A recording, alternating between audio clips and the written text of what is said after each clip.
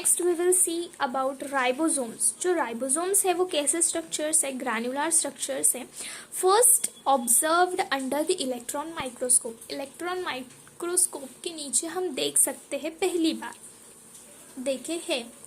So as वो कैसे particles है, डेंस पार्टिकल्स है, और जो राइबोसोम्स है को किसने डिस्कवर किए थे, तो जॉर्ज पैलाडे इन्होंने राइबोसोम्स को डिस्कवर किए थे।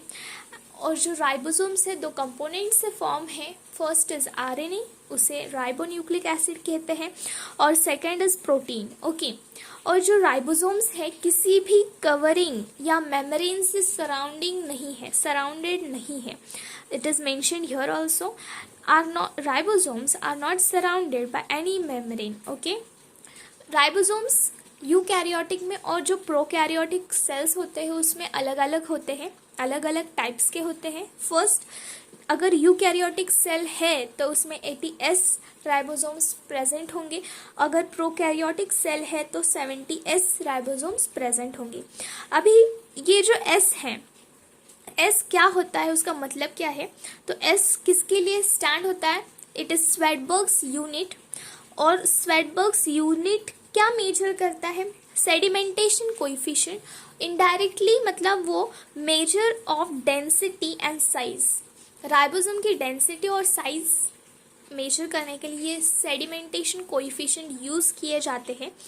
और 70S और 80S राइबोसोम्स जो है दो सब यूनिट से कंपोज हुए हैं। तो दो सब यूनिट कौन से, एक स्मॉलर सब यूनिट और एक लार्जर सब यूनिट, ये दो सब यूनिट्स हैं जिससे राइबोसोम्स कंपोज हुए हैं।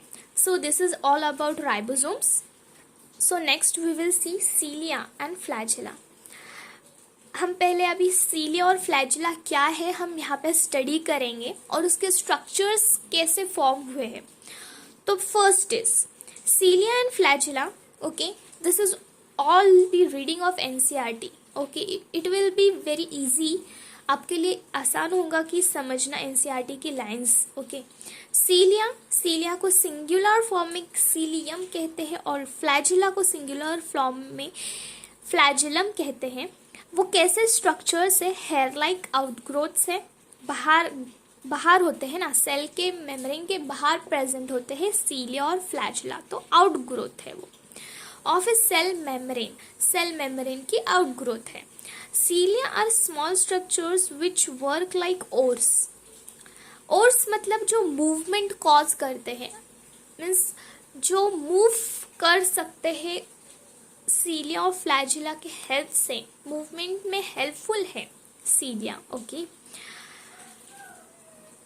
वो सेल को मूव करा सकते हैं, सीलिया सेल को मूव करा सकती है या सराउंडिंग फ्लूइड को, जैसे cytoplasm what we can say now, stream है, स्ट्रीम में बैक्टीरिया प्रेजेंट होते हैं, तो स्ट्रीम के हेल्प से वो जो सीलिया है, सीलिया के हेल्प से स्ट्रीम में वो मूव कर सकते हैं, that is moving work of cilia and flagella. Now see, flagella are comparatively longer and responsible for cell movement. अभी जो फ्लैजिला है वो किसके लिए रिस्पॉन्सिबल है, सेल मूवमेंट के लिए, और ये फ्लैजिला सीलिया से कंपैरेटिवली बहुत लॉन्ग होता है। The prokaryotic bacteria also possesses flagella, but these are structurally different from that of eukaryotic flagella. Important one, okay. Whenever I am highlighting or I am giving the star there, that point is very important. Okay, prokaryotic bacteria जो होते हैं उनमें flagella होता है, but structurally different from eukaryotic flagella. Eukaryotic का जो flagella कैसा होता है, लॉन्ग होता है कंपैरेटिवली सीलिया के। सो क्या होता है यहाँ पे, प्रोकैरियोटिक में बैक्टीरिया में फ्लैजिला प्रेजेंट होता है, बट यूकैरियोटिक के बैक्टीरिया से अलग डिफरेंट होता है वो। ओके, ये ही इस सेंटेंस में एक्सप्लेन किया है। The electron microscope study of cilium singular and flagellum, this is also singular, show that they are covered with plasma membrane. जो सीलिया और फ्लैजिला है वो किस मेम्ब्रेन से कवर्ड है, क्वेश्चन बन सकता है यहाँ से भी। तो they are covered with plasma membrane, they are core between axoneme. Now they are core called as axoneme. जो कोर होता है ना उसे क्या कहते हैं? एक्सोनेम कहते हैं. मैं आपको डायग्राम के हेल्प से बता दूंगी, don't worry. possesses a number of microtubules. जो उनका कोर होता है सीलियम या फ्लैजेलम का, उनके कोर को क्या कहते हैं? एक्सोनेम कहते हैं. Okay. possesses a number of microtubules running parallel to the long axis. बहुत सारे माइक्रोट्यूब्यूल्स प्रेजेंट होते हैं किसमें? एक्सोनेम. जो कौन है? कोर है किसका? फ्लैजिलम और सीलियम का. Okay.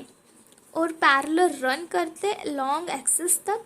The axoneme usually has 9 pairs of doublets. जो एक्सोनेम है, जो कोर है, उसमें क्या प्रेजेंट होते हैं?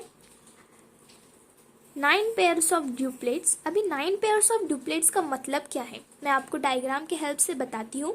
सी, आप यहाँ पे देख सकते हैं, ये फ्लैजिलम या सीलियम है और जो इसकी मेम्ब्रेन है वो प्लाज्मा मेम्ब्रेन है या सेल मेम्ब्रेन भी कह सकते हैं हम उसे. आप यहाँ पे देख सकते हैं, this is called as plasma और सेल मेम्ब्रेन लेबल में है. और जो उसके अंदर जो कोर है, और उस कोर को क्या कहते हैं? एक्सोनेम कहते हैं. ये समझ में आया? ओके. अभी क्या हुआ? सेंट्रल माइक्रोट्यूब्यूल, उसे एक्सोनेम किए. ये जो कोर है इसे एक्सोनेम कहते हैं. अभी 9 ड्यूप्लेट्स प्रेजेंट हैं. तो अभी 9 ड्यूप्लेट्स कैसे अरेंज होते हैं? पैरेलल अरेंज होते हैं. ओके. सो ये 1 है, ये 2, ये 3, ये 4, ये 5, ये 6, ये 7, ये 8 और ये 9.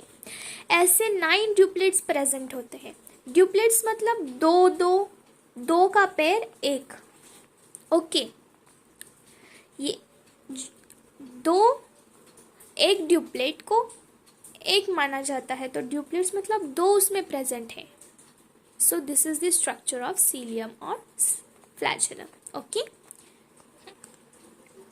सो हमने डायग्राम देख लिए थे.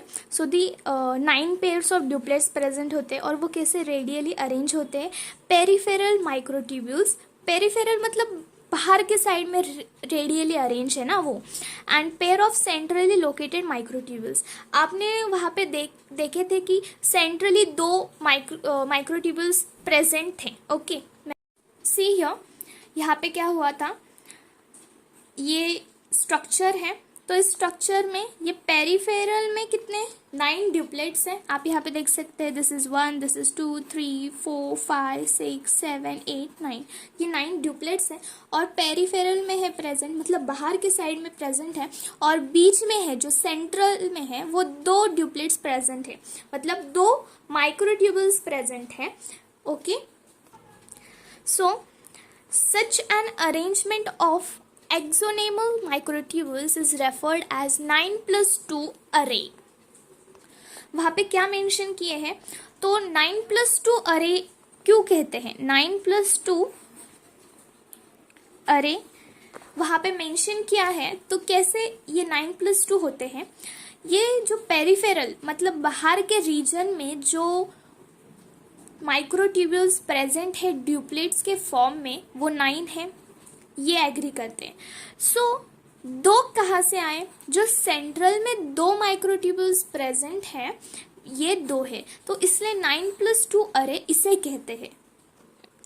Next one, the central tubules are connected by bridges and is also enclosed by a central sheath which is connected to one of the tubules of each peripheral duplets by a radial spoke. अभी यहाँ पे क्या mention किया है, ध्यान से सुनिए. जो सेंट्रल ट्यूब्यूल्स है, आपने यहाँ पे डायग्राम में देखे थे कि 2 सेंट्रल ट्यूब्यूल्स प्रेजेंट थे. आपको मैं फिर से बताती हूँ. ये पूरा यहाँ से यहाँ तक पैराग्राफ आपको अच्छे से समझ में आएगा. नेक्स्ट हम सेंट्रोजोम एंड सेंट्रियोल स्टडी करेंगे. तो जो सेंट्रोजोम है is an organelle usually containing 2 cylindrical structures called as centrioles. अभी मैं ये सेंट्रोजोम कहाँ पे यूज़ होता है ये सभी इंफॉर्मेशन दूंगी। जो सेंट्रोजोम है वो स्पिंडल अपैरेटस फॉर्म करने में हेल्पफुल होता है। ओके, आपको मैं अभी यहाँ पे डायग्राम के हेल्प से भी बताऊंगी सेंट्रोजोम और सेंट्रियोल्स क्या होते हैं। In this you can see first is anaphase 1 of meiosis. तो यहाँ पे स्पिंडल अपैरेटस फॉर्म हो चुका है या कंप्लीट हो गया है। ओके, तो जो स्पिंडल अपैरेटस है मतलब जिससे क्रोमोसोम्स कनेक्ट हुए हैं और उसको ही क्या कहते हैं, सेंट्रोजोम कहते हैं। सेकंड पिक्चर में आप देख सकते हैं ये सेंट्रोजोम का स्ट्रक्चर है। एनसीईआरटी की बुक में डिटेल इन्फॉर्मेशन दी है। जो सेंट्रोजोम ऑर्गेनल है वो कैसे दिखाई देता है, उसमें 2 सिलेंडर लाइक स्ट्रक्चर्स प्रेजेंट होते हैं, उसे क्या कहते हैं, सेंट्रियोल्स कहते हैं। आप यहाँ पे देख सकते हैं सेकेंड पिक्चर में कि एक 2 सिलेंडर लाइक स्ट्रक्चर्स प्रेजेंट है सेंट्रोजोम में।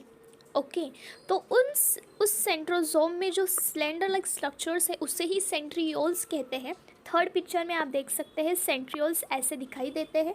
सो ये क्लियर इन्फॉर्मेशन देता है कि सेंट्रोजोम में 2 सेंट्रियोल्स प्रेजेंट होते हैं। आपने वहाँ पे समझ गए होंगे कि सेंट्रियोल्स कैसे हैं। Okay, they are surrounded by amorphous pericentriolar material. जो सेंट्रियोल्स हैं वो किससे सराउंड होते हैं, एमॉर्फस पेरीसेंट्रियोलर मटेरियल से सराउंड होते हैं। Both centrioles in a centrosome lie perpendicular to each other in which each has an organization like cartwheel।